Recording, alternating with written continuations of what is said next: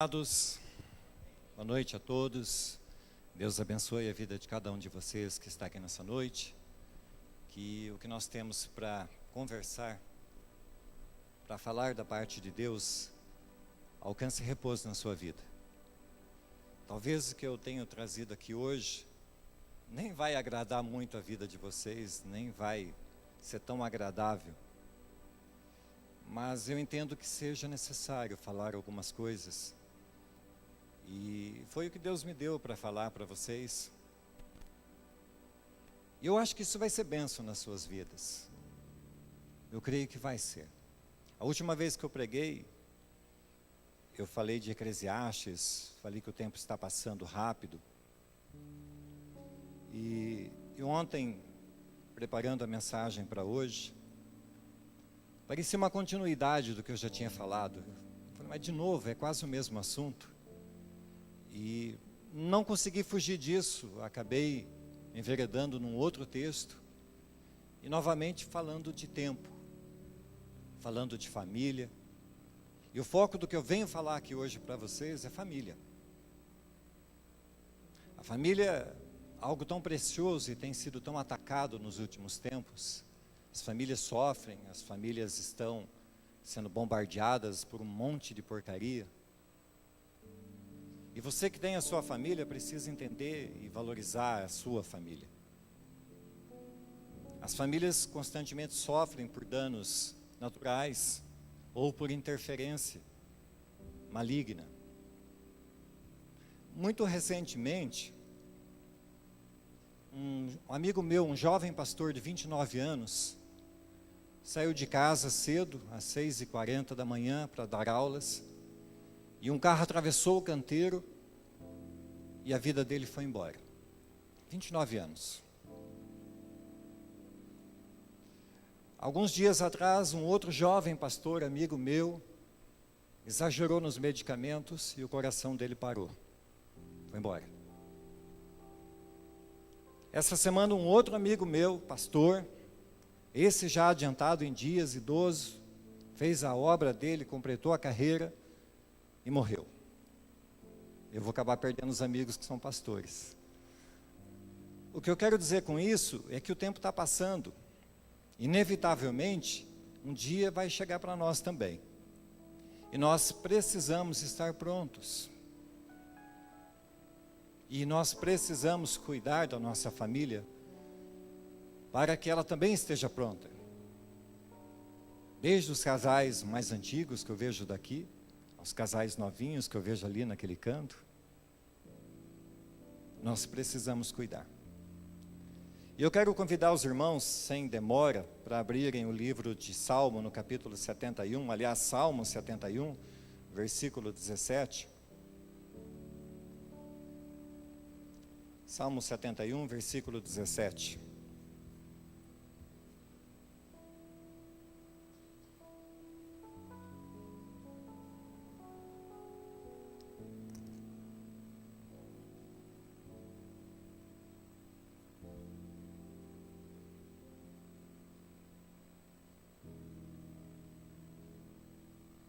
Ontem nós estivemos no UPA, logo pela manhã, eu e alguns irmãos, como fazemos todos os meses, e fomos levar café da manhã às pessoas que estão lá aguardando atendimento médico. E levamos também aos enfermeiros, e levamos café também aos médicos, e sentamos com eles, e conversamos com eles, oramos com eles, e abençoamos a vida deles. Desde o simples que está ali esperando para ser atendido, até o médico que está lá dentro. E interessante que ontem, a maioria das pessoas que estavam lá esperando atendimento, eram idosos. A maioria.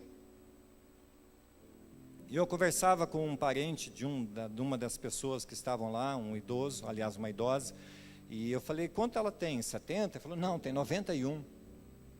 E a saúde dela já é frágil, a pele está fininha, tudo que ela bate machuca. 91 anos, adiantado em dias. Então eu não sei se eu vou chegar nos 91, mas a grande verdade é que todos nós vamos envelhecer, assim eu espero. E como será a nossa velhice? O que teremos feito durante a nossa vida? O que deixaremos para a nossa posteridade? Você já parou para pensar nesse tipo de coisa? Como vai ser a nossa velhice, o que nós teremos feito durante a vida? O que deixaremos para a nossa posteridade? Qual o legado da nossa vida, dos dias que nós gastarmos aqui na terra? E vamos ler o Salmo 71, versículo 17 e 18 então. Tu me tens ensinado, ó Deus, desde a minha mocidade, e até agora tenho anunciado as tuas maravilhas. Não me desampares, pois, ó Deus, e até a minha velhice, e as cãs, ou cabelos brancos, até que eu tenha declarado à presente geração a tua força, e às vindouras o teu poder. Querido Deus, nós lemos a tua palavra, e agora suplicamos por misericórdia. Não há como entendê-la, Senhor Deus, se não for pela revelação do teu Espírito Santo. Desta feita, Senhor Deus, clamamos, ajuda-nos. Abra os nossos ouvidos, desvenda os nossos olhos. Revela a sua palavra aos nossos corações, Deus. Para que haja mudança em nós e possamos, ó Deus, crescer diante de Ti em graça e conhecimento. Assim, em nome de Jesus, nós oramos, ó Deus. Amém. Nós precisamos, amados irmãos, voltar às raízes. A família é o princípio de tudo. Tudo é pela família. Nada nessa vida vai acontecer em nós, se não for pela família. Família é um legado, é algo importante, é uma instituição divina. E os versos que nós lemos falam de alguém que desde muito jovem descobriu que era necessário os ensinamentos de Deus.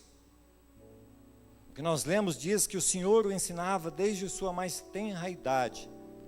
E afirma que o próprio Deus o tinha ensinado. E agora na velhice ele pede que para que Deus se mantenha presente na vida dele, para ele continuar pregando a sua palavra. Ler esse salmo e ver o desejo desse homem, e o subtítulo desse Salmo 71 diz assim, que são súplicas de um ancião, desejos de uma pessoa de idade, de alguém que conheceu o Senhor muito jovem, e passou uma vida toda servindo a Ele, e agora na velhice ele suplica, Senhor, que eu possa continuar na sua presença, e que eu possa continuar pregando a Tua palavra. E esse deve ser o nosso desejo. E eu digo mais, amados, não deve ser apenas um desejo do tipo eu quero, deve ser uma angústia dentro de nós, deve ser algo desesperante, deve ser algo que grite dentro de nós, pedindo para que Deus nos conduza, para que Deus nos ensine a palavra dEle, para que Deus se mantenha presente em nós, para que nós possamos continuar pregando a palavra dEle e deixando um legado do nosso tempo aqui nessa terra. E todos os dias que você acordar, que você levantar, Deus vai te dar uma palavra nova. Todos os dias. Não haverá um só dia da sua vida, nem que você morra com 120 anos, em que Deus não te dará algo novo. Talvez aquilo que você leu dezenas de vezes, naquela manhã Deus falará com você de maneira diferente. Um certo pregador disse assim, se eu chegasse lá no céu e alguém me dissesse, volta, porque ainda há um ministério para ser feito. Então eu diria, Deus, me dê a Bíblia, me dê o Espírito Santo e eu terei uma mensagem nova por toda a eternidade. Se você quer fazer a diferença na sua vida e na vida daqueles que estão perto de você e na sua posteridade, então tem esse mesmo desejo de que Deus te encha com o Espírito Santo dEle, e tenha à mão a palavra dEle, e você terá uma mensagem nova todos os dias da sua vida, para os seus e para aqueles que estão perto de você. E você nem vai precisar fazer como o David Wilkerson, que subia num caixotinho e pregava a palavra às gangues. Se todos os dias você estiver cheio do Espírito Santo, e a palavra dele cheia no teu coração, a tua vida, o teu comportamento, será uma ministração da palavra dele. Mas se for preciso, então abra a boca e constranja o inferno com a pregação da palavra. A Bíblia é o único recurso para que a fé não desfaleça. Talvez as pessoas, num tempo de tanta correria, de tanta angústia, de tanta pressão, tenham a sua fé esmorecida, tenham a sua vida achatada pela pressão. E talvez a fé comece a se enfraquecer. A gente lida com pessoas todos os dias, eu lido com gente todos os dias, gente crente, gente não crente, e 90% de tudo que eu lido todo dia é crente. E quanto crente fraco, gente rastejando, indo à igreja na marra, pregando a palavra na marra, para fazer jus ao salário que ganha no final do mês. Quantos pais de família trocando a igreja, o horário de culto, por alguma programação? Crente fraco, que não lê a palavra, que não coloca a sua vida, que não baliza a sua vida na palavra dele, e aí esmorece. Romanos 10:17 diz que a fé vem pela pregação da palavra. Seus ouvidos precisam ouvir a palavra. Encha sua casa, sintonize numa rádio evangélica. Sintonize a sua vida, a sua alma em Deus. Ouça a palavra dele todos os dias. Se prepare agora. Essa semana ainda ouvi uma senhorinha de 80 anos pregando a palavra com ímpeto. E ela falava: decore a Bíblia, meu irmão. Porque pode ser que daqui a algum tempo nós não tenhamos mais. Encha a sua vida agora, meu irmão. Encha-se da presença de Deus, encha-se do ensinamento de Deus, encha seu coração das coisas de Deus, para que no momento oportuno Deus te use,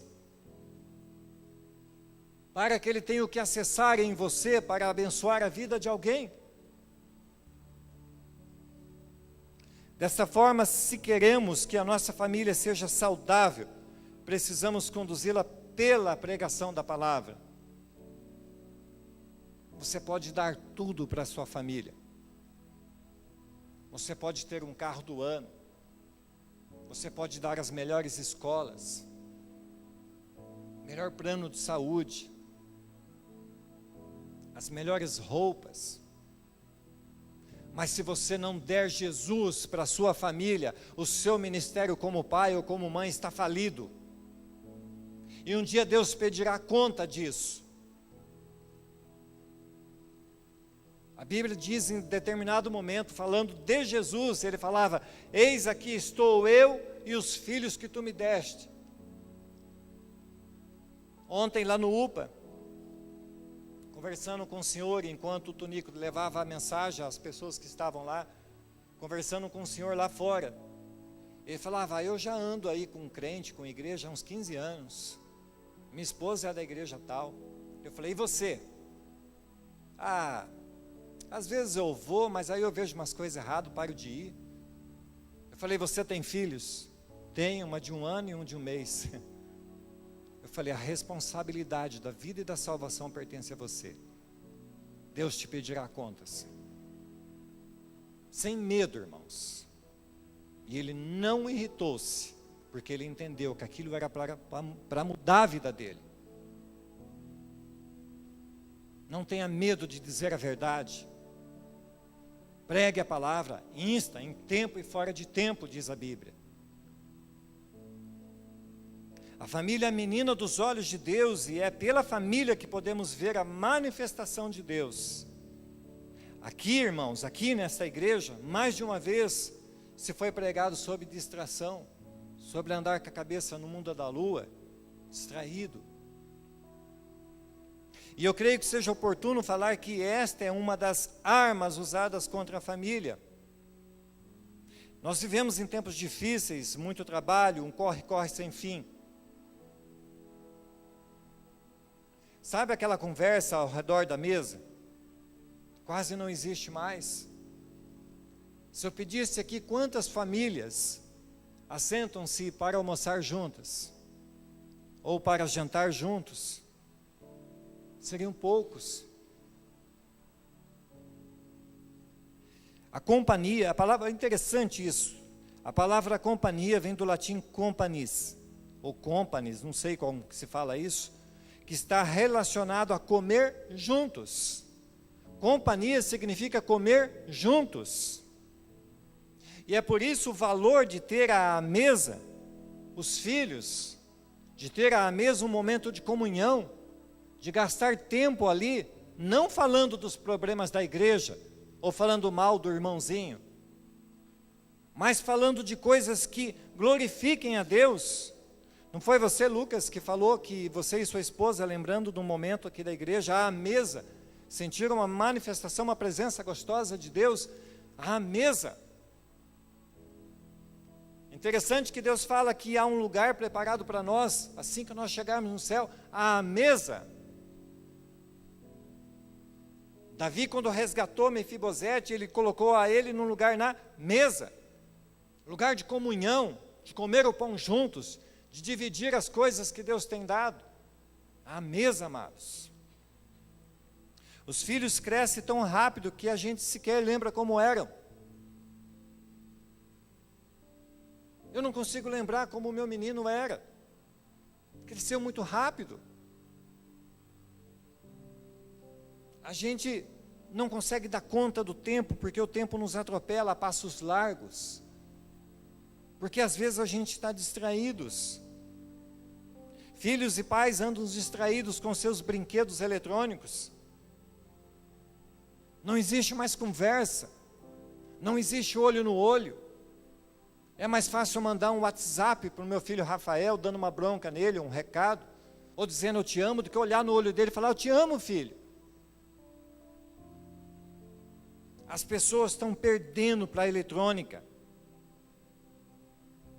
deixando que a televisão, deixando que a internet roube seu tempo, roube a comunhão da mesa. Queridos, existe uma frase terrível, pesada demais, que diz: a internet pode aproximar as pessoas que estão longe, mas pode afastar as pessoas que estão perto.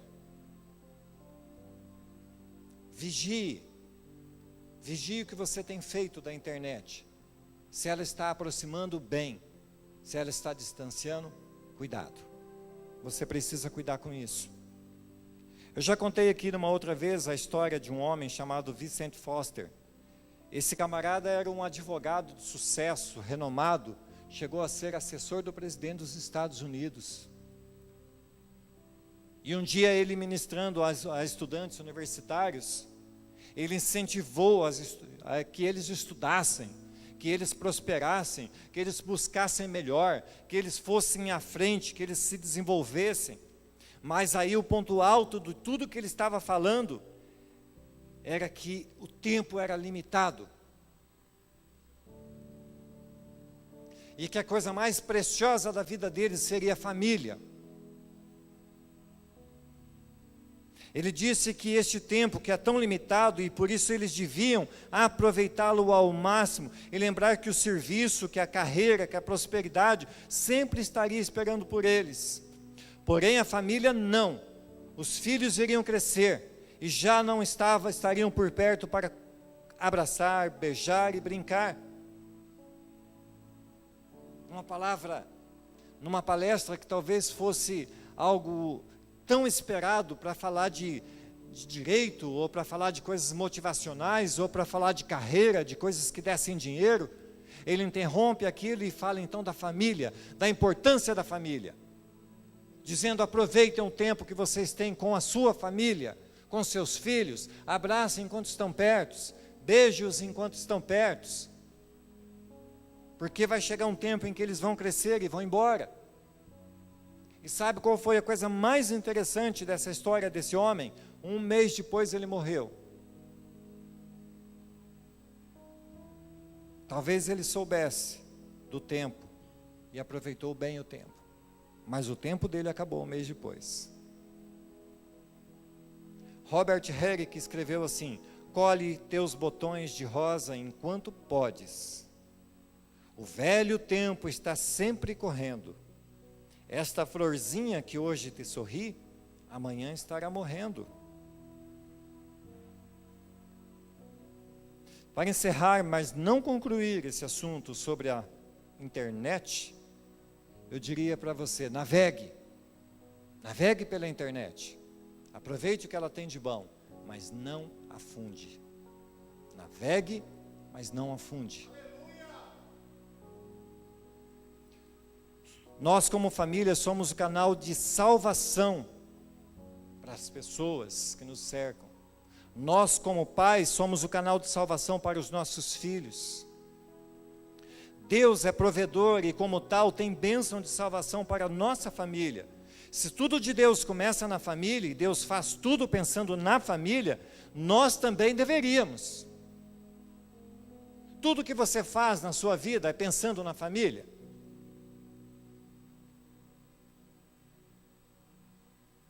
Se tudo de Deus começa na família, nós também deveríamos pensar que tudo que nós fazemos deveria ser em prol da família, para o bem da família. Atos 16:31 diz assim: crê no Senhor Jesus e serás salvo, tu e tua casa. Mas escute isso, há um engano nesta palavra. Não na palavra dita, mas na maneira como ela é interpretada.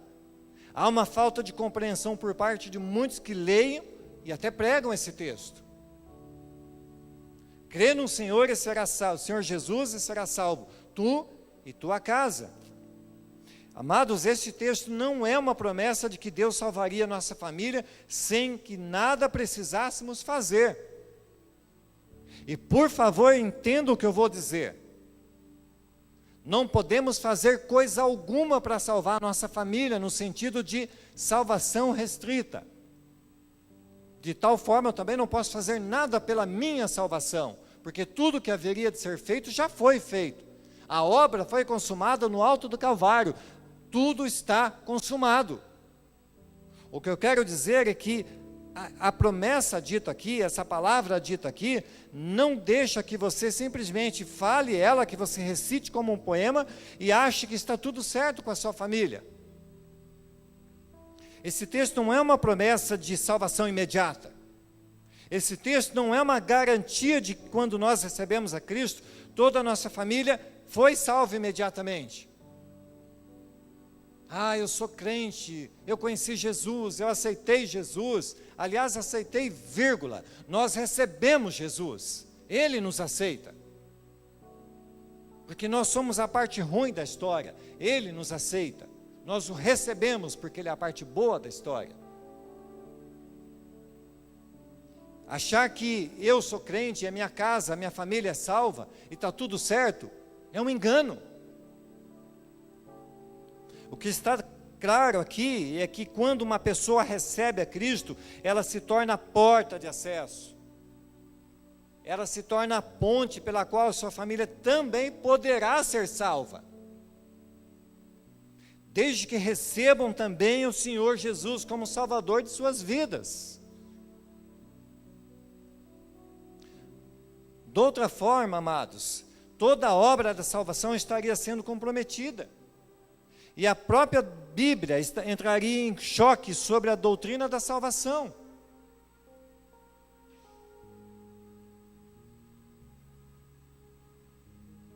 Sabe, algumas coisas a gente não pode ler e achar que aquilo ali é exatamente daquele jeito. Não podemos usar o texto fora de contexto. Aquela promessa era uma coisa local. A salvação é algo pessoal. A salvação é algo absolutamente minha. Ninguém pode me salvar. A salvação é algo pessoal e não transferível. Achar que porque você é salvo, membro de uma igreja X, Y, Z, é garantia de salvação para a sua família, é um engano terrível. E digo mais, não é só um engano, é uma fuga da responsabilidade. Mas este alerta é também para os filhos, ou para o marido, ou para a esposa, ou para os irmãos, e acham que a sua salvação está garantida porque o pai é crente, ou porque a mulher é crente, ou porque o marido é crente, ou porque os filhos são crentes, eles oram por mim e eu sou salvo.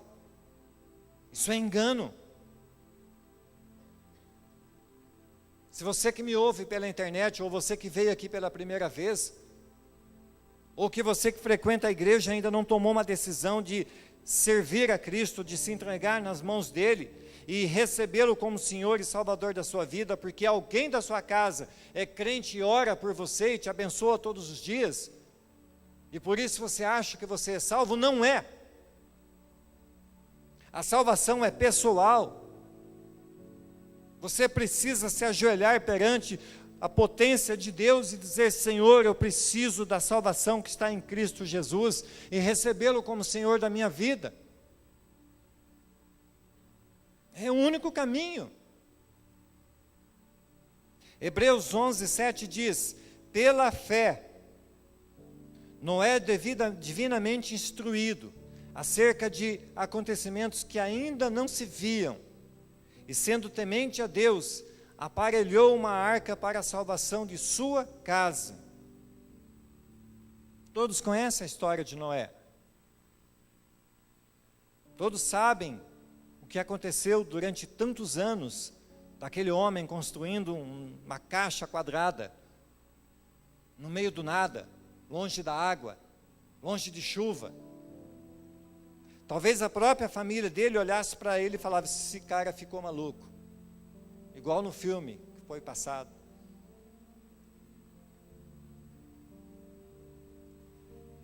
Mas aquela família precisava estar dentro da arca, quando viesse o dia do julgamento de Deus. De outra forma, estariam perdidos. Veja, nós começamos esta mensagem lendo o Salmo 71:17, que diz: desde a minha juventude, ó Deus, tens me ensinado. E a palavra de Hebreus, falando de Noé, diz: divinamente instruído. A Bíblia é muito clara quando diz assim: se você tem falta de sabedoria, peça a Deus, Ele dará a você a sabedoria. A palavra diz que o Espírito Santo nos ensinaria todas as coisas. Nós só podemos errar, irmãos, porque nós não consultamos a Deus. E como leu o Hatch aqui, só perdemos a cama porque não consultamos a Deus.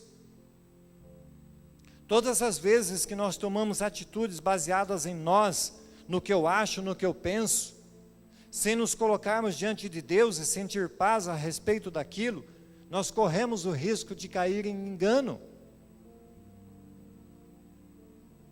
George Miller, quando ele queria algo da parte de Deus, ele orava a Deus insistentemente durante várias vezes, e quando ele sentia paz no coração a respeito daquilo, e aí ele ia e orava então mais 2 vezes pelo menos, para que assim ele tivesse a absoluta certeza de estar fazendo tudo conforme a vontade de Deus. Mas Deus está esperando que você vá a Ele e peça sabedoria. Não tenha dúvidas, amados. Se você casou agora, vocês vão ter filhos. Se você já é casado e vai ter filhos ainda, eu vou dizer que vocês não têm capacidade para nem ser pai nem ser mãe, como eu e minha esposa não tínhamos. Criar filhos depende da inteira capacitação que vem de Deus. A nossa família só poderá ser balizada no desejo, na vontade suprema de Deus, se você servir a Deus. A capacitação para criar filhos, para ser pai e mãe, somente Deus pode dar. Em nós não há bem algum. Mas capacitados por Deus, nós poderemos fazer. O que Deus fez com Noé, Ele está fazendo conosco hoje. Pela sua palavra, Ele está nos instruindo, nos ensinando, nos alertando a respeito de coisas que ainda não vemos, mas virão. Quando Jesus vier buscar a sua igreja, Ele levará somente os que são dele. Jesus vai levar somente os seus, aquele que estiver nele, aquele que o conhece, aquele que andou na sua presença, aquele que se decidiu por ele. Quando ele vier buscar a igreja dele, ele não vai buscar o seu filho que não quis saber de Jesus. Ele não vai buscar aquele parente que não quer saber de Jesus. Ele vai vir buscar aquele que está em Cristo. Ele não vai vir buscar aquelas pessoas que ficaram vacilando e postergando a decisão por Cristo uma vida toda. Por isso eu digo para você, insista com sua família. Você não pode amarrar os seus filhos e trazê-los para a igreja. Você não pode amarrar o seu marido e trazê-lo para a igreja, ou a sua esposa. Mas a Bíblia nos dá uma ferramenta chamada oração. É pela oração que você muda o destino das pessoas. É pela oração que os céus se movimentam. É pela oração que você vai trazer a sua família para a igreja. Não por força, não por violência, mas pelo Espírito. E o Espírito se move, o céu se move, quando você ora. É a nossa oração que movimenta todas as coisas. Tem um livro muito legal, que eu até aconselho a vocês lerem, chamado Este Mundo Tenebroso. Uma ficção. Mas como esse livro fala interessantemente dos anjos. Quando os anjos estão na briga, na luta ferrenha, suas espadas cintilantes. Enquanto as pessoas estão orando, eles estão vencendo, eles estão fortes. Mas aí quando as pessoas vacilam e param de orar, eles fraquejam. E os demônios conseguem angariar mais êxito. Pode ser uma ficção, queridos. Mas se você quer ter uma família fortalecida e quer ver o reino do céu se movimentando, para que a sua casa prospere, para que os seus sejam encontrados no dia do Senhor Jesus, então ore por eles, para que eles se decidam. A família de Noé só foi salva porque decidiram entrar na arca e permanecer lá. Você está dentro ou você está fora da arca de Deus? Onde você está?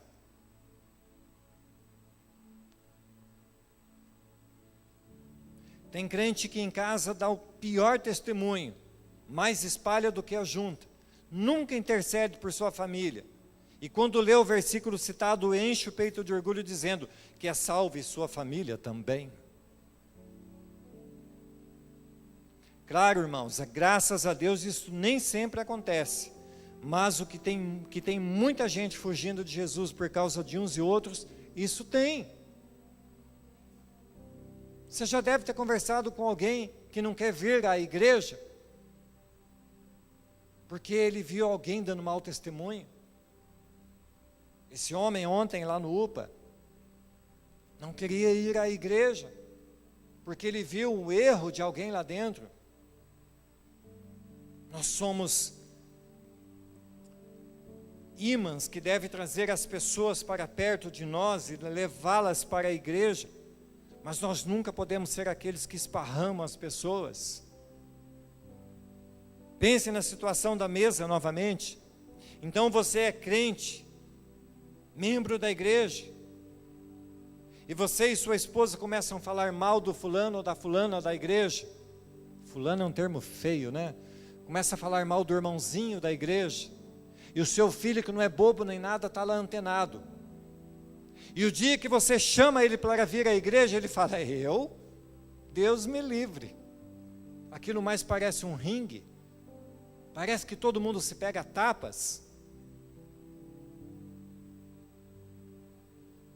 A responsabilidade da vida de muitas pessoas está nas nossas mãos, principalmente dos nossos. Não resta dúvidas que as palavras de Paulo eram específicas para aquele carcereiro e para aquele momento. Crê no Senhor e será salvo tu e tua casa. O alvo de Deus naquela noite era o carcereiro e sua família. O que o fizera crer em Deus naquela noite não foi o terremoto, mas uma revelação de Deus ao coração dele. Você, quando lê esse texto, você consegue vislumbrar aquele momento, aquele acontecimento de uma prisão escura, de um terremoto acontecendo, de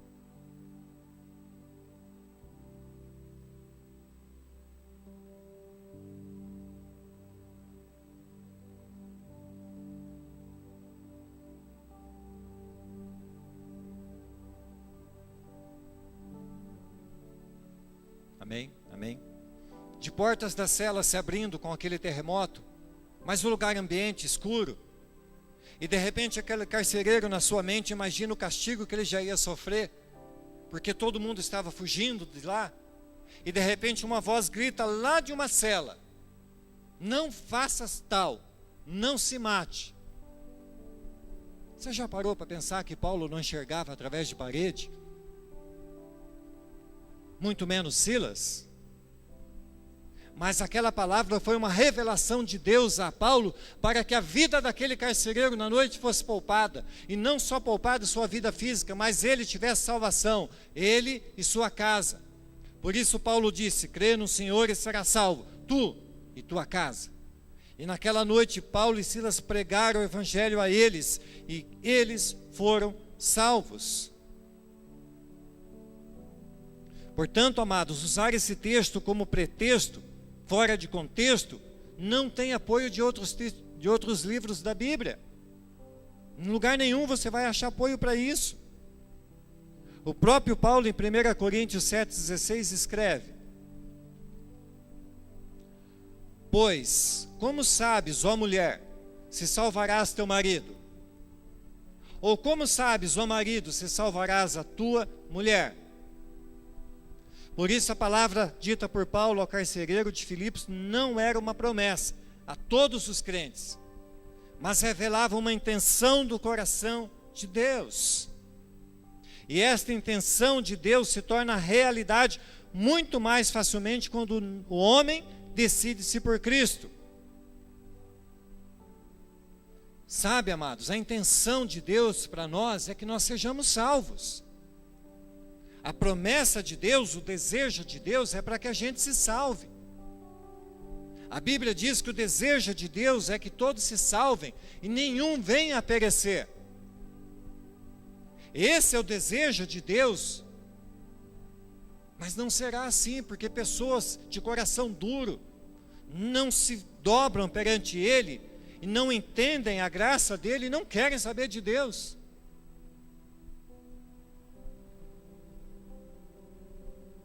E quando o homem recebe ao Senhor Jesus, e talvez hoje nessa noite eu fale a alguém aqui nessa igreja, ou em qualquer outro lugar do mundo que me ouve pela internet, ou que vai ouvir num CD, eu digo para você, homem, pai de família, a maior porcentagem de salvação está nas tuas mãos para a sua família. Quando um homem decide-se por Cristo, a maior porcentagem de salvação está através da decisão dele. Porque ele é a autoridade na família, ele é o cabeça do lar. As bênçãos de Deus virão sobre ele e dele para a sua casa. Por isso, homem, você que me ouve, não vacile. Firme-se na palavra dele, se apoie na rocha firme. Entenda que você é especial onde você está, que Deus quer usar a sua vida. Nós precisamos crer na salvação dos nossos e lutar por eles. Mas lembre-se, a decisão é deles, não por força, nem por violência, mas pelo Espírito. Por fim, não podemos perder a nossa família de vista. A família, como instituição, está passando por uma grande turbulência. Nuvens negras cobrem os céus. Todos os dias, quando nós ligamos a televisão, nós vemos o diabo arquitetando através de vida de pessoas projetos para destruir a família. Todos os dias, irmãos, há uma conspiração no universo, há uma conspiração do príncipe desse mundo para que a sua família seja destruída. Lá em 1 Samuel 30, versículo 1 em diante, conta uma história assim. Davi e seus guerreiros estavam à luta, estavam lutando em algum lugar, cuidando de seus interesses, em suas reuniões de negócio. E quando eles voltam para casa, eles chegam à cidade deles, e a cidade estava destruída. A cidade havia sido queimada. Suas mulheres e seus filhos haviam sido levados cativos. A palavra diz que os amalequitas deram com ímpeto contra aquela cidade. O diabo não está brincando. O diabo, ele vem com ímpeto contra a sua família. Há uma grande articulação para atacar a nossa família e precisamos estar atentos. Sabe, a nossa posição, como deve ser a nossa posição. Eu não estou dizendo aqui que você não pode mais trabalhar e tem que ficar em casa cuidando da sua família 24 horas, não é isso. O que eu estou dizendo é que você é o intercessor da sua casa. Seja você homem, seja você mulher, você guarda a sua casa através da intercessão, através da súplica. Quando você desce, você sai de sua casa, abençoe a sua casa. Profetize a favor de sua casa. Invoque os anjos do Senhor para que montem guarda na sua casa. Tem gente dentro da igreja, tem crente que acha que não pode pedir para anjo fazer coisas assim ou assado. Você não pode orar para o anjo, mas você pode pedir a Deus para que envie seus anjos para que cuidem dos seus. Hebreus diz que os anjos são criaturas ministradoras ao nosso favor. Então peça a Deus, bote um anjo na porta da sua casa, bote um anjo sentado do lado do seu volante, bote um anjo na sua empresa, bote um anjo para cuidar dos seus filhos na escola, e você vai ver a diferença, vai ver o que acontece. Lá no livro, quando Neemias ele volta para reconstruir o muro, e os inimigos estavam à espreita, e queriam a todo modo impedir a reedificação do muro. Todos os dias nós precisamos reedificar o muro da nossa família, porque todos os dias o inimigo lança alguma coisa e derruba uma pedra desse muro. Ou é uma palavra maldita vindo de algum familiar, ou é uma palavra maldita vindo de um amigo de trabalho, ou é uma palavra maldita vindo pela televisão, porque o diabo usa a televisão para amaldiçoar as casas. O diabo usa pessoas para lançar palavras de desânimo.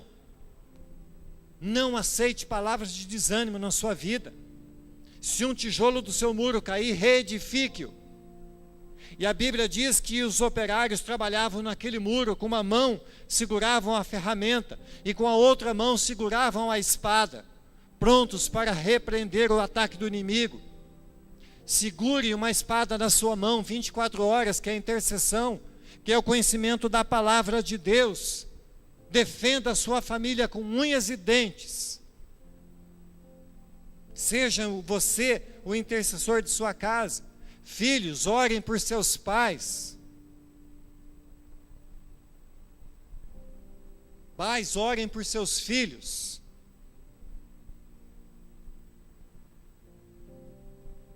Não perca a sua família de vista, irmãos.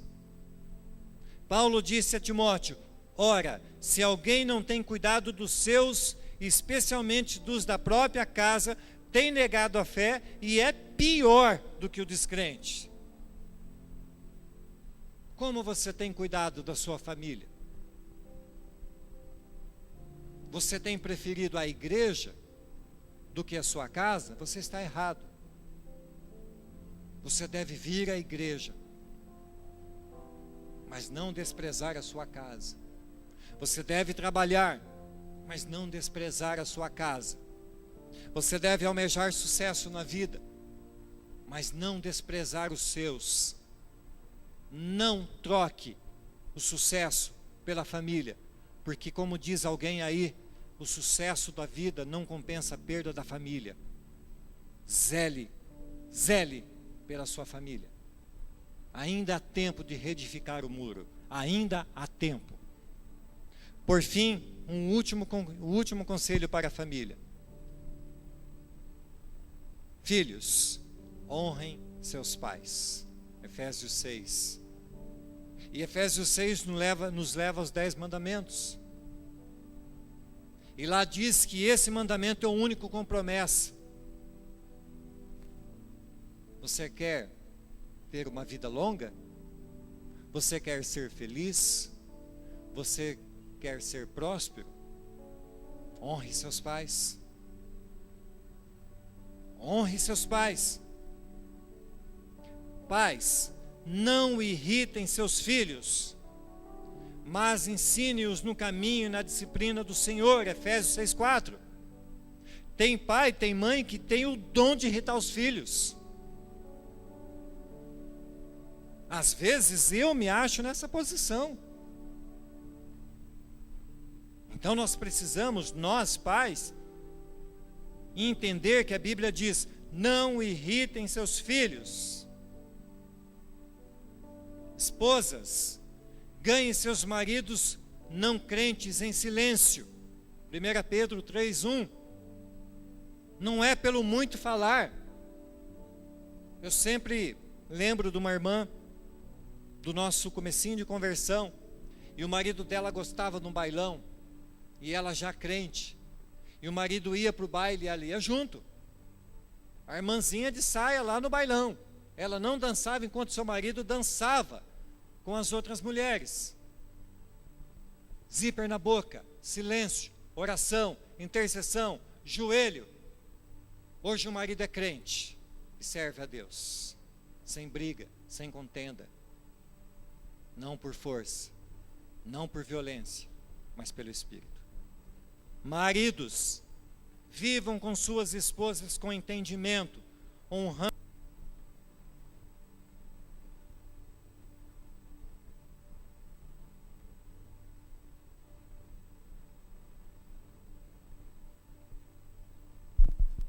Ou eu estou falando tempo demais ou a bateria está fraca.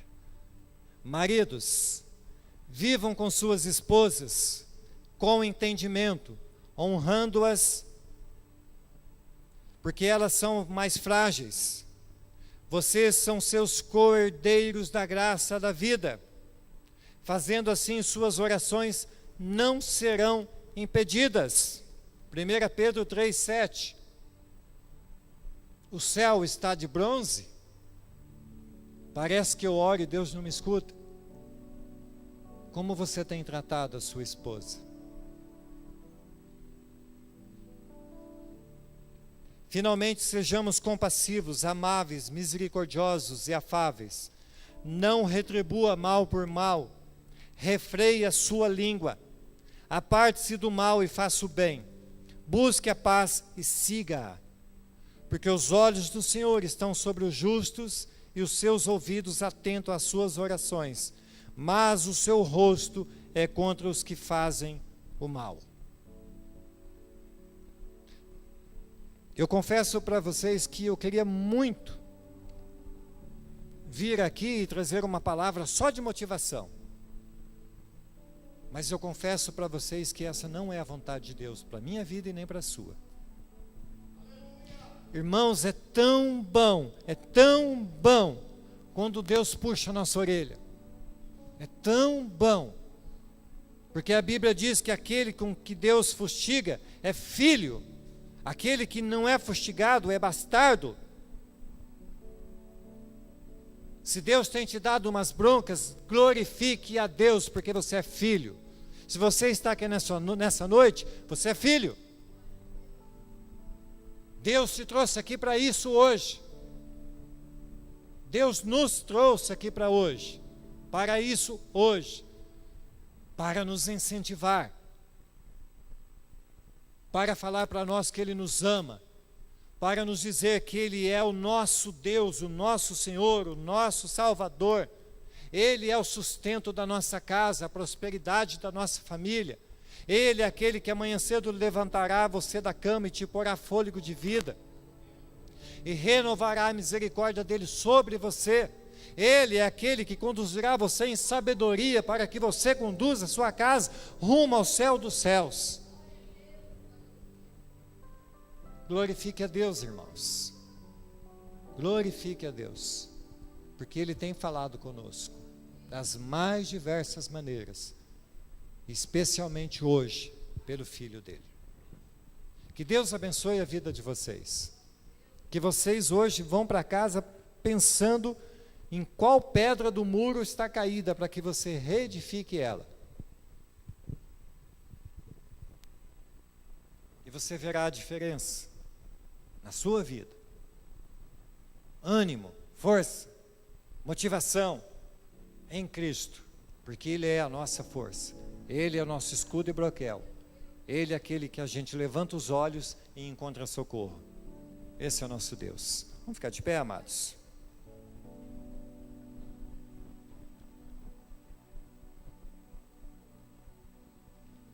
Ó Deus bendito,